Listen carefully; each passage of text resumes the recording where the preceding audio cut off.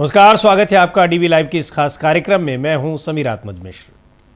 NEET, CBSE, CUET तमाम परीक्षाओं में जिस तरह से धांधली और अनियमितता की खबरें आ रही हैं, उसने देश के छात्रों को सड़कों पर ला दिया है। बड़े पैमाने पर जगह जगह प्रदर्शन हो रहे हैं। लेकिन इस बीच एक बड़ी खबर ये आई कि जो शिक्षा मंत्रालय है उसके दफ्तर में आज आग लगने की खबर आई। अब ये आग क्यों लग रही है या आग लगाई जा रही है, ये एक बड़ा सवाल है। लेकिन कहा यह जा रहा है, मल्लिकार्जुन खड़गे जो कांग्रेस पार्टी के राष्ट्रीय अध्यक्ष हैं, उनका यह कहना है कि आग तो दफ्तर में लग रही है, लेकिन बीजेपी ने शिक्षा पर ही एक तरीके से इस पूरे विभाग में ही आग लगा रखी है। पूरी तरीके से शिक्षा व्यवस्था को ही आग के हवाले कर दिया है, ये उनका आरोप है। लेकिन एक बड़ा सवाल ये भी तैर रहा है कि क्या आग अगर लगाई जा रही है, दस्तावेज जो परीक्षा लीक से संबंधित है अगर वो जलाए जा रहे हैं, सीबीएसई में जो धांधली हुई है उससे संबंधित तमाम दस्तावेज चूंकि उनकी मांग हो रही है,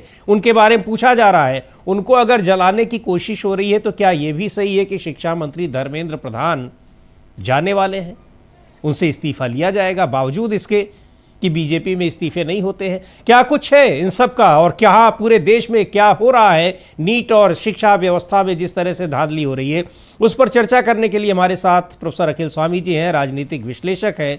बहुत बहुत स्वागत है सर आपका इस कार्यक्रम में। और देखा ही होगा आपने भी आज की किस तरह से मंत्रालय में आग लग रही है, और आग लग रही है अगर तो इसका मतलब कि लग रही है, लगाई जा रही है, हो सकता है कि बाई चांस लग गई हो। आजकल शॉर्ट सर्किट से भी बहुत आग लग रही है। लेकिन आग अगर वास्तव में इसके पीछे लगाने के पीछे कोई मकसद है, तो क्या ये है कि अब शिक्षा फिर उससे ये समझा जाए कि धर्मेंद्र प्रधान क्या उनकी विदाई भी हो सकती है बावजूद इसके कि बीजेपी में इस्तीफे नहीं होते हैं? देखिए मिश्रा जी, वास्तविकता तो यह है उनकी विदाई तो पहले ही हो जानी चाहिए थी। अगर उनके भारतीय जनता पार्टी के रणनीतिकार सही होते जी, तो अगर धर्मेंद्र प्रधान का रिजिग्नेशन हो जाता तो स्थिति इतनी ज्यादा भारतीय जनता पार्टी के लिए, सरकार के लिए बदतर ना होती। आपने देखिए बहुत सारी घटनाएं आपने सुनी जी भाई। एक तो ये हुआ कि आग लगी। अच्छा, ये आग संयोग से तो मुझे नहीं लग रहा है, ये तो लग रहा है कि ये पूरी चीज को ढकने के लिए आग लगी है, जिससे कि उसकी इंक्वायरी ना हो सके। भाई इंक्वायरी होगी, मानी बात है, सीबीआई इंक्वायरी होगी, डॉक्यूमेंट्स की जरूरत होगी, और सारे के सारे डॉक्यूमेंट या तो मंत्रालय के पास होंगे या उन लोगों के पास होंगे जिन्होंने हेराफेरी की है। भाई जनता के पास तो है नहीं। तो इसका मतलब यह है उसमें आग लगना, इसका माने ये सस्पिशियस तो है। अच्छा, ये भी आपको पता है कि अभी बहुत सारी घटनाएं घट रही हैं, और ये घटनाएं इतनी बड़ी चुनौती पैदा कर रही हैं सरकार के लिए और मोदी जी के लिए, जिसकी कल्पना कोई नहीं कर पाता। भाई हम लोगों की अपोजिशन से डिमांड क्या थी? अपोजिशन से डिमांड क्या थी? देखिए महात्मा गांधी ने हमको क्या सिखाया था मिश्रा जी? महात्मा गांधी ने सिखाया था कि भैया जहां इस प्रकार का अत्याचार अनाचार हो, वहां 1000, 2000, 5 आदमी लेके, एक लाठी लेके और अपना एक धोती पहन के बैठ जाओ और चुनौती पेश करो तुम्हारे जो ऐसे लोग हैं जो तुम्हारे पर अत्याचार कर रहे हैं। अब उनके पास दो ही विकल्प हैं, या तो तुम्हें बैठा रहने दें या तुम्हें जेल के अंदर बंद कर दें। जेल के अंदर बंद करेंगे तो पूरे हिंदुस्तान के अंदर एक लहर फैल जाएगी, पता चलेगा कि भाई एक शांतिपूर्ण निहत्था आदमी सड़क पे बैठा था। तो चुनौती नहीं पेश हो रही थी। अब आपको खबर मिली होगी 6 जून को जी जो अभिजीत दीपके है वो दिल्ली आ रहा है। अच्छा, उसका स्टेटमेंट भी आपने सुना होगा, मैंने सुना, बड़ा अच्छा लगा मुझे। अभी तक ये कल्पना की जा रही थी कि साहब कहीं ऐसा ना हो आरएसएस का एजेंट हो, कहीं ऐसा ना हो भारतीय जनता पार्टी स्पॉन्सर्ड हो। जो उसने स्टेटमेंट दिया, उस स्टेटमेंट में उसने कहा कि मैं जानता हूं मैं दिल्ली एयरपोर्ट जाऊंगा, मुझे अरेस्ट कर लिया जाएगा, लेकिन अब हम चुप नहीं बैठ सकते। अब वो समय चला गया जब चुप बैठने वाला है। मैं दिल्ली एयरपोर्ट आऊंगा, सारे कॉकरोचों से मेरा निवेदन है कि एयरपोर्ट पहुंचे। एयरपोर्ट से मैं जाऊंगा ये पार्लियामेंट हाउस के थाने में, वहां जाके धर्मेंद्र प्रधान के अगेंस्ट जिरह करूंगा, उनसे कहूंगा एफआईआर लिखिए, इनको अरेस्ट कीजिए, और उसके बाद मैं जाऊंगा जंतर मंतर। अब ये चैलेंज पेश हो गया। और आप जानते हैं कि जब अन्ना हजारे का आंदोलन हुआ था, सबको पता था कि आरएसएस स्पॉन्सर्ड है, लेकिन कांग्रेस सरकार के सामने एक प्रश्न पैदा हो गया था कि अन्ना हजारे को अरेस्ट करें या ना करें। अगर अन्ना हजारे को अरेस्ट कर लेते वो और ज्यादा पॉपुलर हो जाते। अगर अरेस्ट नहीं किया तो आपने देखा उन्होंने किस प्रकार से शोषण किया, 57 दिन की भूख हड़ताल और 58 दिन की, और फलाना डोसा खा लेते थे कमरे के पीछे से मंगा के, और फिर अपना लेट जाते थे कि मैं भूख हड़ताल पे हूं। अच्छा, ये अब दीपिके आएंगे। अब 6 तारीख को इंडिया गठबंधन की भी बैठक है। फिर उन्होंने जो नाम लिए 4, वो बहुत ज्यादा चीजों को परिलक्षित करते हैं। उन्होंने कहा मेरे आदर्श हैं महात्मा गांधी, बाबा साहब भीमराव अंबेडकर, सरदार भगत सिंह और पंडित जवाहरलाल नेहरू। इसका मतलब देखिए, महात्मा गांधी को तो चलिए राष्ट्रपिता हैं, बाबा साहब भीमराव अंबेडकर का भी भारत के अंदर 2-4 लोगों को छोड़ के जो पार्लियामेंट के अंदर कहते हैं अंबेडकर अंबेडकर अंबेडकर अंबेडकर अंबेडकर करना छोड़ दो, इतना नाम भगवान का ले लो तो तुम्हारे पाप तर जाएंगे। ज्यादातर लोग 99% लोग हैं बाबा साहब भीमराव अंबेडकर जिन्होंने हमारे देश का संविधान बनाया, उनकी इज्जत करते हैं। सरदार भगत सिंह की भी सब इज्जत करते हैं। वो दूसरी बात है, आरएसएस वाले वो भी नहीं करते, इसलिए ये Bhagat Singh was a leftist, he was a communist. वो भगवान में विश्वास नहीं करते थे, वो नास्तिक थे। हम लोग आस्तिक हैं, हम भगवान में श्रद्धा रखते हैं। भगत सिंह नहीं करते थे, और Bhagat Singh was a leftist, he was a communist. और कम्युनिस्ट तो भारतीय जनता पार्टी के लिए बहुत ज्यादा अछूत हैं, उनसे तो बिल्कुल बात ही नहीं कर सकते। हर आदमी को वामपंथी और वो कह देते हैं, अर्बन नक्सल कह देते हैं। तो आज अगर सरदार भगत सिंह जिंदा होते तो उनको भी ये वामपंथी और अर्बन नक्सल करके जेल के अंदर भेज देते। तो लेकिन पंडित जवाहरलाल नेहरू का नाम लेने का मतलब क्या है? और 6 तारीख को ही इंडिया गठबंधन की बैठक होने का मतलब यह है 6 तारीख को पता चलेगा इस देश का। फिर आप देख रहे हैं जो हमारे देश के अंदर अध्यापकों का, प्राचार्यों का अपमान हुआ है, और अब तो बहुत सारे अध्यापकों ने आके कह दिया है अब नहीं सहा जाएगा। प्रयागराज के अंदर इंस्टीट्यूट बंद कर दिया आपने, और किस लिए बंद किए? वो छात्रों के समर्थन में। हाँ, वो इन पीड़ित छात्रों के समर्थन में उसके टीचर थे, अध्यापक थे, और उनका तुरंत वहाँ पर विकास प्राधिकरण पहुँचता है और कोचिंग उनका संस्थान सील कर देता है। ये तो है ही है। और प्रयागराज से ही अब एक और मतलब आप ये देखिए कि जहाँ शिक्षा का एक बड़ा केंद्र, राजनीति का एक बड़ा केंद्र, वहाँ पर किस तरीके से अधिकारी जाते हैं। संजय सिंह का भी अभी थोड़ी देर पहले ही वीडियो आया है कि वहाँ वो प्रतियोगी छात्र संघर्ष मोर्चा के छात्रों के साथ बैठक कर रहे थे, और एक अधिकारी आते हैं कुछ पुलिस वालों को, और कहते हैं कि भाई उठिए, यहाँ पे इसकी परमिशन ही नहीं है। हालांकि उसमें संजय सिंह ने बताया कि आप क्यों, मतलब शर्मसार कर दिया संजय सिंह ने उनको कि आप एडीएम हो, खुद परीक्षा पास करके आए हो, थोड़ा तो सेंस होना चाहिए, नियम कानून का कुछ आपको जानकारी होनी चाहिए कि आप कोई आपकी प्राइवेट प्रॉपर्टी तो है नहीं, आप यहाँ कैसे आ सकते हैं। चले गए बेचारे। लेकिन अब उनके ऊपर तो भाई निर्देश है, जाहिर सी बात है। लेकिन बड़ा सवाल ये है कि ये व्यवस्था को किधर ले जा रहे हैं। आप बंद कमरे में अगर आप एक मीटिंग कर रहे हैं जिसका लॉ एंड ऑर्डर से कोई लेना देना नहीं है, वहां पर अधिकारी पहुंचकर कह रहे हैं कि आप उठिए, यहां से भागिए। नहीं मिश्रा जी, मैं पूरी बात वो वाली कर लूं जो प्रयागराज के अंदर इन्होंने कोचिंग इंस्टीट्यूट को बंद किया है। हाँ। भाई देखिए, आपने छात्रों के समर्थन में स्टेटमेंट दिया, ये कोई लीगल काम तो है नहीं।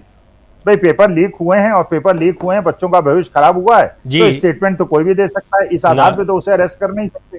जो रिटन नोटिस दिया है उसमें पहली शर्त ये लगाई है, आरोप ये लगाया गया है, आपने बेसमेंट के अंदर क्लासेस की हैं। अब मैं आपको मिश्रा जी बता देता हूं, आप कल चेक करा लीजिए, आपके ऑफिस के बगल में है। एमआईटी यूनिवर्सिटी मैंने 13 साल पढ़ाया है। एमआईटी यूनिवर्सिटी के सारे बेसमेंट में क्लासेस लगती हैं। एमआईटी यूनिवर्सिटी की सारी बेसमेंट में क्लास लगती हैं। गलगोटिया तो मैंने नहीं देखा, गलगोटिया यूनिवर्सिटी तो मैंने नहीं देखा, लेकिन गलगोटिया यूनिवर्सिटी में भी लगती होंगी। अरे भैया, अगर ये कोचिंग इंस्टीट्यूट को बंद कर देते हो तुम, तो एमआईटी यूनिवर्सिटी को भी बंद करो, गलगोटिया को भी बंद करो, लेकिन वहां नहीं आप बंद करेंगे।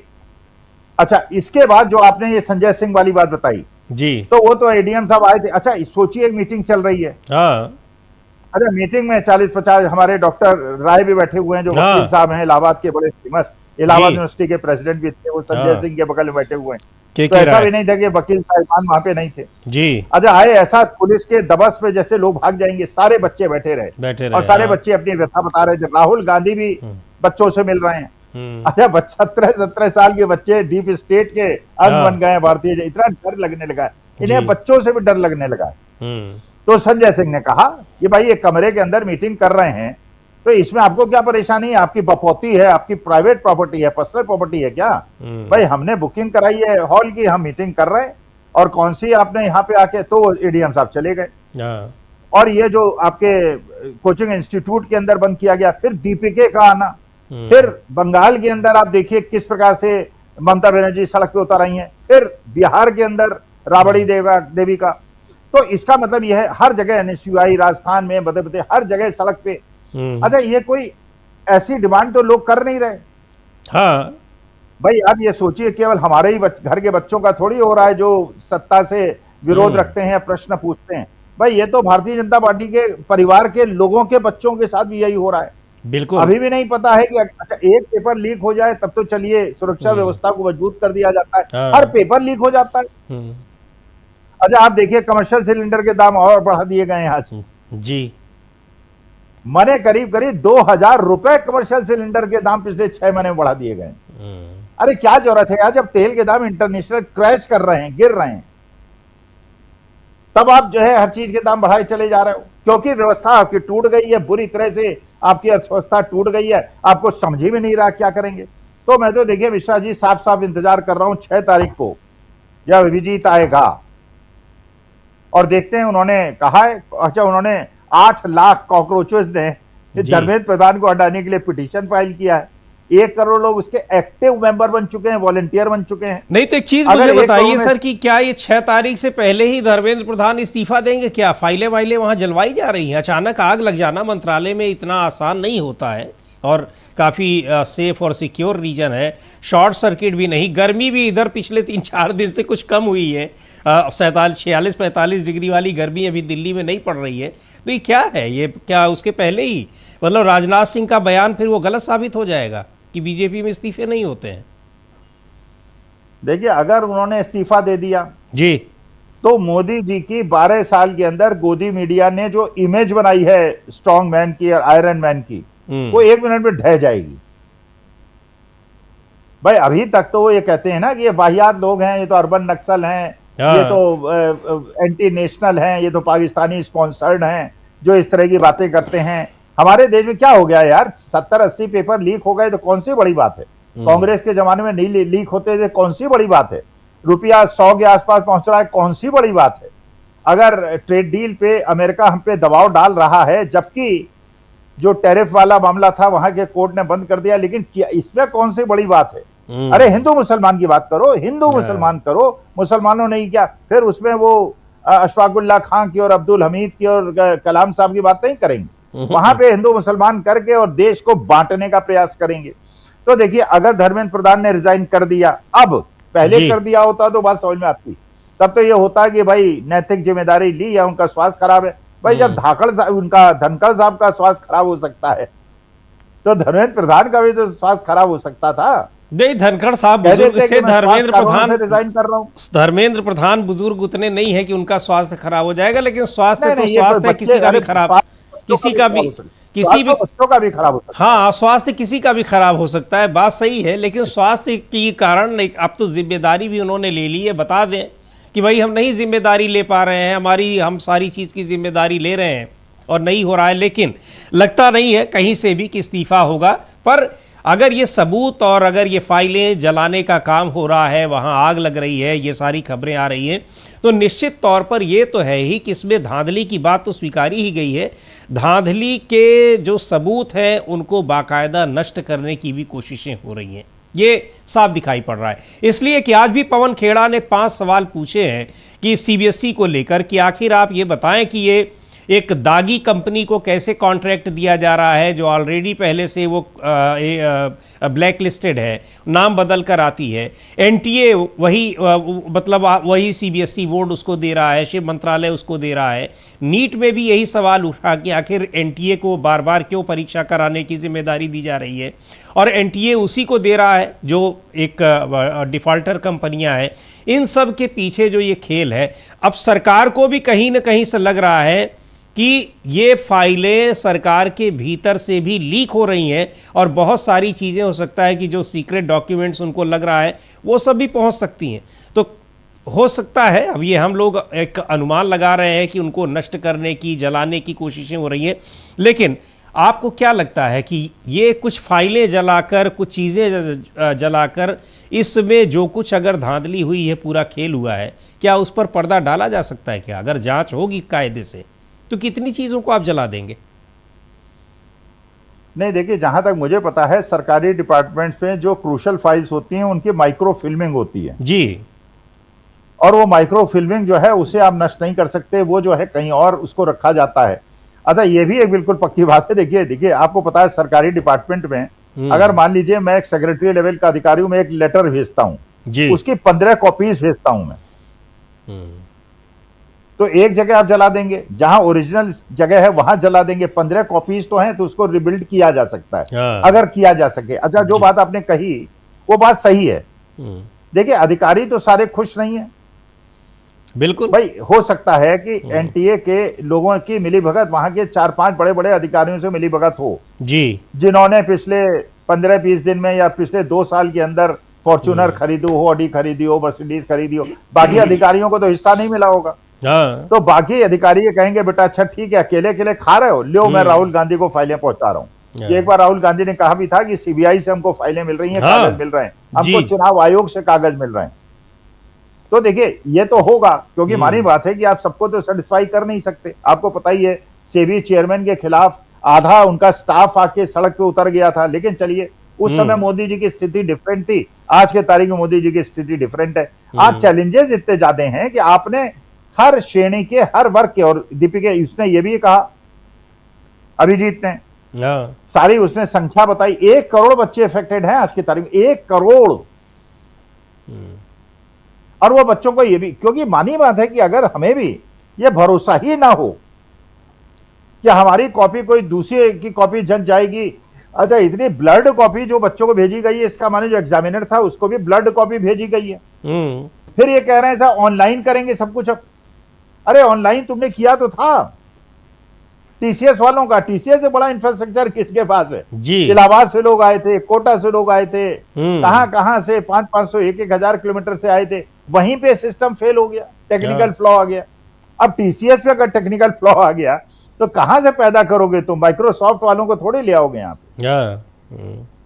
अब ये देखिए, अब ये अगला 1 हफ्ता, और अगर मोदी धर्मेंद्र प्रधान का रिजिग्नेशन हो गया तब तो इसका मतलब यह है जी कि मोदी जी डर गए हैं, मोदी जी भयभीत हो गए हैं। तो अगर रिजाइन करते हैं वो तो भी ये फंसेंगे, नहीं करते हैं तो भी फंसेंगे। अभिजीत को अरेस्ट करते हैं तो भी फंसेंगे, नहीं अरेस्ट करते हैं तो भी फंसेंगे।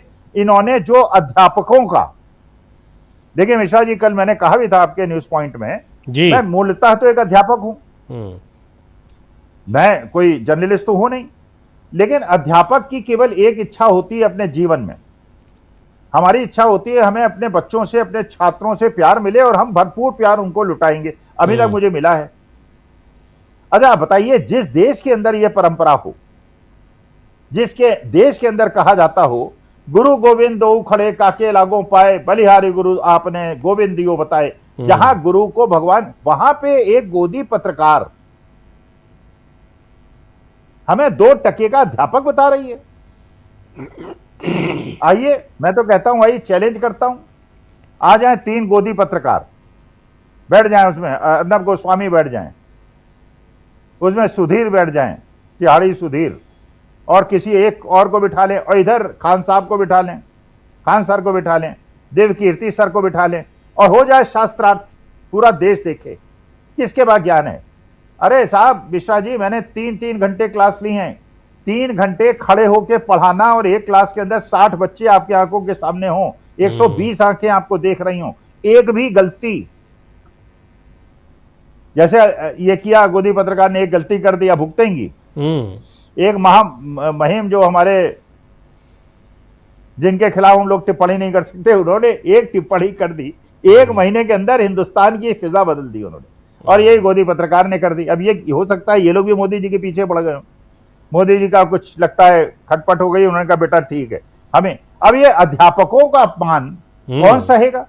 अच्छा, ये वो है, आपने खान सर के बारे में पता होगा, पटना के अंदर इन्होंने सुपर स्पेशलिटी हॉस्पिटल बनाया है जी। एक्सरे जो बाहर 150 रुपए का होता है, उनके यहाँ 30 रुपए का होता है। एमआरआई जो बाहर 14,000 का होता है, उनके यहाँ 1,000 रुपए का होता है। मतलब हर चीज के दाम 10% है वहां पर। और वो आदमी कल एक हॉल के अंदर 1000 बच्चों को संबोधित कर रहा था। 1000 टोटल 12000 उसके पढ़ाए हुए बच्चे पुलिस सेवा में सेलेक्ट हुए हैं। 12000 1000 बच्चे थे। कह रहा था कि अभी तो बाकी हॉल है उसके अंदर बच्चे और बैठे हुए हैं। और उन्होंने कहा ये अभी थे पुलिस अधिकारी तो अभी बनेंगे नहीं, लेकिन अभी तो इनमें बाल है और बच्चे सर सर सर कर। अरे जो गुरु शिष्य परंपरा है हमारे देश की, अरे 3 ही तो ऋण होते हैं जो अपने जीवन काल में आपको वापस करने होते हैं, मातृ ऋण, पितृ ऋण और गुरु ऋण।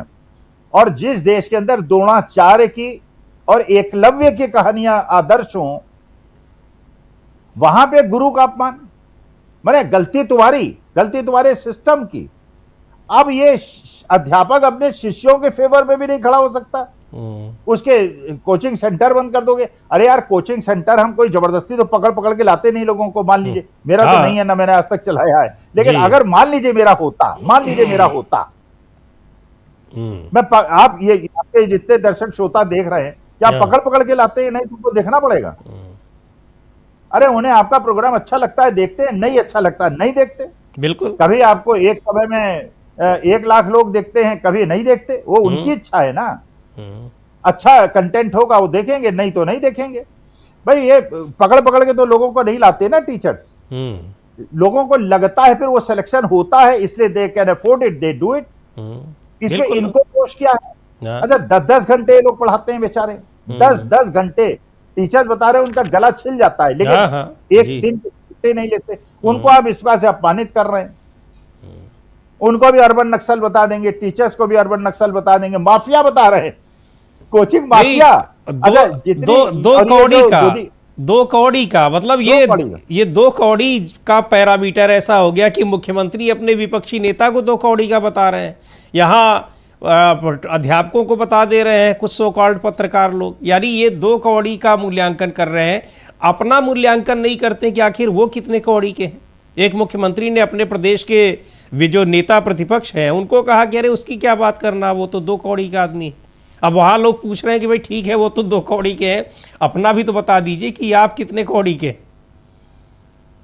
अच्छा वो ऐसे ऐसे पत्रकार हैं आपके यहाँ जी, वो बता देते हैं कि साहब वो लाहौर कब्जा हो गया, कराची कब्जा हो गया, वो फलाना उनका ब्रिगेडियर जो है वो अरेस्ट हो गया, पाकिस्तान पे हमने कर लिया कब्जा। कहीं वो धर्मेंद्र को मरा हुआ बता देते हैं जबकि वो बेचारे जीवित होते हैं। 1979 में ये हो गया। मतलब कुछ भी अंड बंड संड कुछ बोल दो।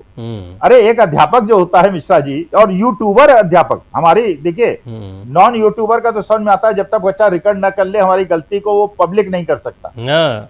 लेकिन यूट्यूबर अध्यापक ने अगर एक ही गलत पाठ पढ़ा दिया और वो सर्कुलेट हो गया और लोगों ने उसको सेव कर लिया, बच्चे उन्हें कोर्ट ले जाएंगे। अरे ये 99% अध्यापक ऐसे हैं यूट्यूबर्स जो बच्चों से फीस नहीं लेते। उनकी कमाई कैसे होती है? भाई मानी बात है कि अगर खान सर ने एक वीडियो बनाई और 1 करोड़ लोगों ने देख ली, हो गई ना उनकी 6 लाख रुपए की कमाई। वो यूट्यूब से लेते हैं और यूट्यूब से डॉलर आता है, और डॉलर आता है देश की अर्थव्यवस्था मजबूत होती है। बच्चों से तो नहीं लेते ना। गरीब घर का बच्चा टूटी हुई खाट में गांव के अंदर, जिसके पास पैसा नहीं है शहर में जाने का और रहने का, खाने पीने का, वो यूट्यूब में देखता है, मेधावी होता है, आईएएस बन जाता है, सिविल सर्विसेज में चला जाता है और जाके अपने गुरु के चरण वंदना करता है। उसको आप कह रहे हैं 2 टके का। तो हम तो नहीं कहेंगे इन गोदी पत्रकारों को 2 टके का, लेकिन ये तो इन्होंने हमारे देश की पूरी सनातनी परंपरा को ध्वस्त कर दिया है। हाँ कहेंगे नहीं, लेकिन काम वही है। काम जिसको कहते हैं 2 टके का, बेसिकली 2 टका तो मुहावरा है कि बहुत ही घटिया किस्म का, तो काम उनका वही है। हम लोग कहें न कहें, लेकिन पूरा देश ही कह रहा है। हमारे कहने न कहने से कुछ नहीं होता है। आप जो काम करें, कल एक पत्रकार मित्र हैं हमारे, बड़े चिंतित थे कि अगर पत्रकारों के लिए ऐसा कहा जाता है तो पूरी पत्रकार बिरादरी उसमें शामिल हो जाती है, हम आप भी हो जाते हैं। हम कहें बिल्कुल नहीं होते हैं। पत्रकार अगर अपना पत्रकारिता का दायित्व तो निभा रहा है, उसको निभाते हुए उसकी आलोचना हो रही हो, तब तो हम उसमें अपने को शामिल करेंगे। कोई पत्रकार एक पक्ष बनकर, एक पार्टी बनकर किसी को गाली दे रहा है और उसके बाद वो गाली खा रहा है, तो हाँ हम आप अपने को कैसे उसमें शामिल कर सकते हैं? बिल्कुल नहीं करना चाहिए। तो लेकिन जो भी चीज़ें हैं, पर ये स्थितियां जो दिख रही हैं मेरे सामने, मल्लिकार्जुन खड़गे का जो ट्वीट है, बड़ा महत्वपूर्ण बात उन्होंने लिखी है प्रोफेसर अखिल स्वामी जी। वो लिख रहे हैं कि शिक्षा मंत्रालय में आग का पता नहीं, पर हमारी शिक्षा व्यवस्था पर असली आग भाजपा ने अपने कुकर्मों से लगाई है। भाजपा ने शिक्षा को पेपर लीक माफियाओं के जरिए लूट का धंधा बना लिया है। जो कहानी व्यापम घोटाले से शुरू की थी, उसका खामियाजा अब सीबीएसई के छात्र तक भुगत रहे हैं। एक बार फिर उन्होंने व्यापम की याद दिला दी। आज तक नहीं पता चला कि इतना बड़ा घोटाला, मुझको लगता है कि कोई ऐसा घोटाला नहीं होगा जो जानलेवा घोटाला हो। न जाने कितनी मौतें हो गई उस घोटाले के चक्कर में, कोई किसी को उसकी याद नहीं है किसने किया, क्यों किया, क्या हुआ, कुछ निकल कर अब तक आया नहीं है। लेकिन अब एक बार फिर जो पूरे देश में, अब चूंकि वो एक राज्य विशेष का मामला था और वहाँ भी बहुत कुछ हुआ, आंदोलन हुआ, सारी चीज़ें हैं, लेकिन अब एक के बाद एक जिस तरीके से ये धांधली की शिकायतें आ रही है और छात्र सड़कों पर दिखाई पड़ रहे हैं, तो इसको आप अब सरकार के लिए कितनी मुश्किल देख रहे हैं? क्या या फिर सरकार अभी भी बेफिक्र रहेगी, निश्चिंत रहेगी, उसको भरोसा है कि हाँ हमने अशोका रोड पर बैठा रखा है एक अपना आदमी, कुछ नहीं होगा हमें? नहीं, ये नहीं, वो स्थिति अब बदल गई है, इसलिए बदल गई है। अब राहुल गांधी, एनएसयूआई, यूथ कांग्रेस भी और कम्युनिस्ट पार्टी की यूथ विंग भी सड़कों पे हैं जी, और अभिजीत दीपिके भी सड़कों पे आ रहा है। देखिए, सड़कों पे जब तक नहीं आएंगे और जब तक एक चैलेंज प्रस्तुत नहीं करेंगे तब तक कुछ नहीं होगा। आप आए, आपने एक आंदोलन किया, पानी की बौछारें हुई, घर चले गए, बात खत्म हो गई। मोदी मीडिया ने उसको दिखाया नहीं, लोग भूल गए, 15 दिन के बाद लोगों की स्मृति से निकल गया। अभी क्या कह रहा है दीपिके, क्या कह रहा है? वो तो कह रहा है हम एयरपोर्ट से उतरेंगे, कॉकरोचों के साथ हम थाने जाएंगे, थाने से हम जंतर मंतर जाएंगे, लोग इकट्ठा होंगे, मैं जानता हूं 2-4 लाख आदमी इकट्ठा हो जाएगा वहां पे और यूथ इकट्ठा होगा। अब चैलेंज तो इकट्ठा होगा ना, चैलेंज होगा जी, या तो अरेस्ट करो या लाठी चलाओ। अच्छा, वो करोगे तो फिर आप ही बनाओगे नेपाल वाली स्थिति। अच्छा, जो आप पत्रकार बंधु की बात कर रहे थे, अच्छा मिश्रा जी ये बताइए जी भाई, आपके ठीक है बिरादरी का मैं बहुत सम्मान करता हूं, आप लोग बड़े प्रबुद्ध लोग होते हैं, लेकिन आपने भी तो पढ़ा है ना किसी अध्यापक से, मास कम्युनिकेशन तो आपने किसी से पढ़ा है ना। मैं इलाहाबाद के अंदर प्रयागराज में एनी बेसेंट स्कूल था, एनी बेसेंट स्कूल में मैं 5 साल की उम्र में जो पहली कक्षा की अध्यापिकाएं थीं, आज तक मिसेस सेठ का मुझे चेहरा, उनका शरीर, उनका बोलने का ढंग, everything I recall and remember जी।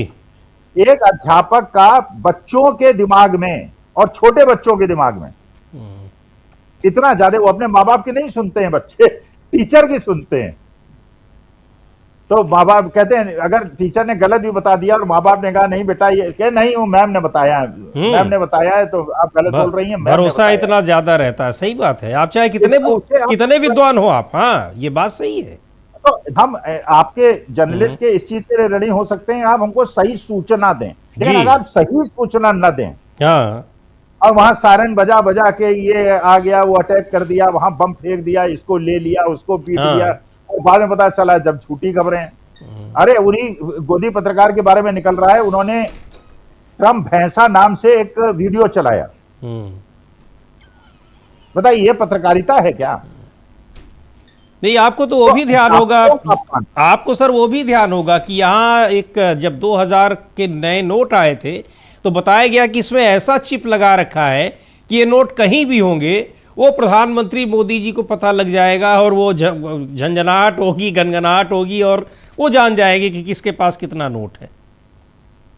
तो देखिए, अब ये अध्यापक का इन्होंने जो अपमान किया, इससे इन्होंने क्या किया, जेनजी को एक प्रकार से प्रोवोक कर दिया जी। अब हो सकता है अंजना उनका मोदी जी से नाराज हो और इसलिए उन्होंने ये शगुफा छोड़ दिया। आज के तारीख में अगर मैं भगवान से प्रार्थना करता हूं, महिला है, बहुत सम्मान करता हूं, मेरी बेटी की उम्र की हैं, पता नहीं कितनी उम्र की हैं, लेकिन मैं तो मानता हूं मेरी बेटी की उम्र की हैं, क्योंकि अब जनता में इतना ज्यादा रोष हो गया है, क्योंकि गुरु की परंपरा को उन्होंने चैलेंज कर दिया जी। बिल्कुल, और ये वो टीचर्स हैं मिश्रा जी, ये वो टीचर्स हैं जिनके ऊपर जान छिड़कते, 1-1 करोड़ लोग इनके व्यूज होते हैं, एक वीडियो। आप खान सर का देख लीजिए। अब खान सर जैसा आदमी जो 10 घंटे पढ़ाता है और ऐसी ऐसी रिसर्च करके पढ़ाता है, मुझे आश्चर्य होता है यार, मेरे में 1/100 भाग भी इसकी बुद्धि नहीं है जो खान सर में है। अयोध्या में कीर्ति हैं। अरे यार, हमें लगता है ना यार कि ये नेक्स्ट जनरेशन किसी को देखती, तो आप जो है दो का कह रहे हैं।